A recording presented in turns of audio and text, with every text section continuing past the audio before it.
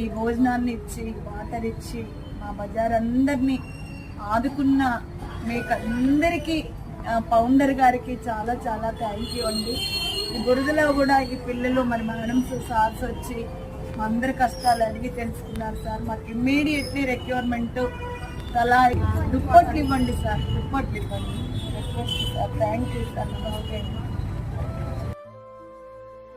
Charitable trust director గారికి, అమ్మగారికి and family మెంబర్స్కి మా మెట్రీ సేవా సంస్థ తరఫున చాలా చాలా థ్యాంక్ యూ సార్.